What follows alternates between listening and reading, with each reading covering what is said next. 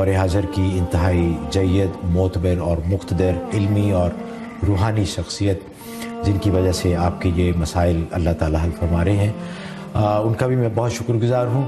ہمارے ساتھ تشریف فرما ہیں حضرت مولانا مفتی منیر احمد اخون صاحب۔ حضرت السلام علیکم۔ وعلیکم السلام۔ کیسے ہیں آپ؟ الحمدللہ خیریت ہے۔ ناظرین، پچھلے چند پروگرام سے سلسلہ ہم باتیں کر رہے ہیں، سلسلہ چل رہا ہے فرشتوں کے بارے میں، تو آج بھی ہم ان دو فرشتوں کے بارے میں بات کریں گے جن کو اللہ تعالیٰ نے انسان بنا کر دنیا میں بھیجا۔ قرآن شریف میں ان کا ذکر ہے، ہاروت اور ماروت۔ تو حضرت سے پوچھتے ہیں ان کے بارے میں۔ حضرت یہ فرمائیے کہ ان کی کیا وجہ تھی کہ اللہ تعالیٰ نے ان کو دنیا میں بھیجا، ان کے اندر انسانی اور نفسانی خواہشات پیدا کی، تو اس میں کیا اللہ تعالیٰ کی اس میں تھی کہ کیا وجوہات تھیں یا کیا حالات ہیں اس وقت کے، اور کون سے نبی تھے اس وقت کہ جس کی وجہ سے اللہ تعالیٰ نے ان دو فرشتوں کو زمین پر انسان بنا کر بھیجا؟ نحمدہ ونصلی ونسلم علی رسولہ الکریم، اما بعد۔ اس حوالے سے قرآن کریم میں سورۃ بقرہ کی آیت نمبر 102 میں اللہ تبارک و تعالیٰ نے ان دو فرشتوں کا ذکر کیا ہے، اور ان ملائکہ کے حوالے سے بہت سی دلچسپ روایات جو ہے احادیث میں موجود ہیں، بلکہ علامہ ابن حجر عسقلانی رحمہ اللہ تعالیٰ نے تقریباً 19 سندوں کے ساتھ ان روایات کو نقل کیا ہے، اور علامہ سیوطی رحمہ اللہ تعالیٰ نے تقریباً 20 سے زائد سندیں اپنی تفسیر در منصور میں نقل کی ہیں۔ اگرچہ حافظ ابن کثیر رحمۃ اللہ علیہ نے اس پہ کلام بھی کیا ہے، لیکن وہ روایت ابن حجر عسقلانی فرماتے ہیں کہ وہ جو قصہ جو ہاروت ماروت کے بارے میں روایات میں آتا ہے وہ پائے ثبوت تک ہے اور اس کا وقوع یقینی ہے۔ ہوا اصل میں یہ تھا کہ اللہ تبارک و تعالیٰ نے آسمان دنیا کے پردے ہٹا دیے اور فرشتوں نے زمین پر دیکھا۔ جب دیکھا کہ اہل زمین گناہوں میں مبتلا ہیں، شراب نوشی ہے، زنا ہے، چوری چکاری، قتل و غارت گری، اس قدر گناہوں میں مبتلا ہیں، تو فرشتوں نے اللہ تبارک و تعالیٰ سے یہ شکایت کی کہ ان لوگوں کو تو عبادت و اطاعت کے لیے بھیجا گیا تھا، اور ان کی حالت یہ کہ یہ گناہوں میں مبتلا ہیں، اور آپ فوری ان کی پکڑ بھی نہیں کرتے ہیں۔ تو لہٰذا جو ہے فرشتوں کو بڑی بیزاری ہوئی ان کے اعمال سے، اور ان کے لیے بد دعا کی اہل زمین کے لیے۔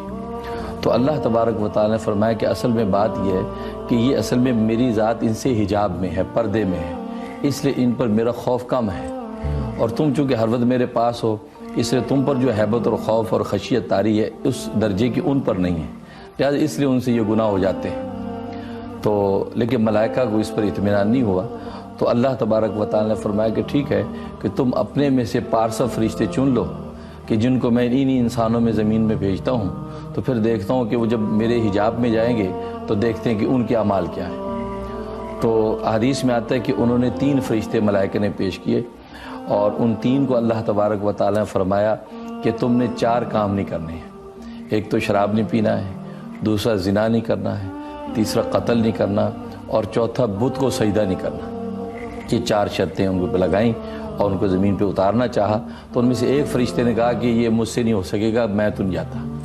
اس نے عذر کیا تو ہٹ گیا۔ تو یہ ہاروت ماروت جو 2 فرشتے یہ تیار ہو گئے کہ ٹھیک ہے ہم چلتے ہیں۔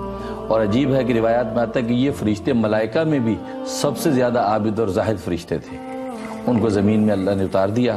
اور حضرت علی رضی اللہ تعالیٰ کی روایت ہے کہ وہ حضرت ادریس علیہ السلام کا زمانہ تھا۔ اچھا، تو یہ فرشتے زمین پر آ گئے، ان میں اللہ تبارک و تعالیٰ نے انسانی خواہشات پیدا کر دی، اور ان کو لوگوں کے لیے تصفیہ اور فیصلوں کے لیے مقرر کر دیا۔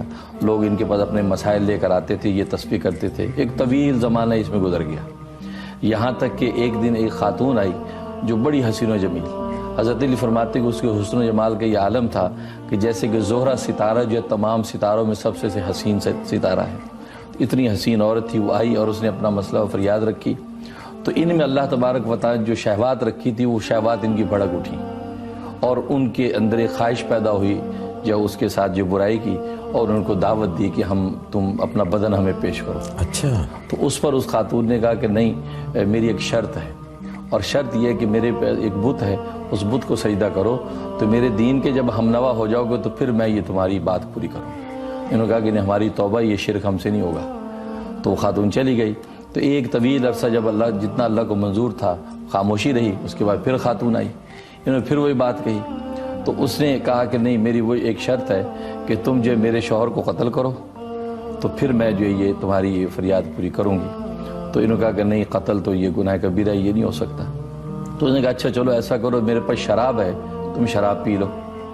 تو انہوں نے آپس میں مشورہ کیا، انہوں نے سوچا شراب تو چھوٹی چیز ہے، کوئی بات نہیں، شراب پی لیتے ہیں۔ تو کہتے ہیں کہ ایک روایت میں آتا ہے کہ اس کے اپنے گھر پہ اس کے مقام پر یہ لوگ پہنچ گئے تھے، وہاں جا کے انہوں نے شراب پی۔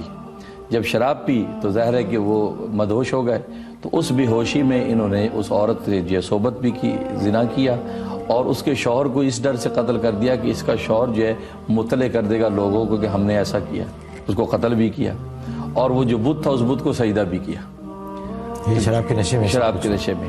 اب جب ان کو ہوش آیا تو وہ ادھر اللہ تبارک و تعالی نے آسمان کے پردے کھول دیے تھے، تو سارے ملائکہ یہ سارا نظارہ دیکھ رہے تھے، تو وہ بڑے ششدر رہ گئے۔ انہوں نے کہا کہ واقعی یہ کیا حالت ہو گئی؟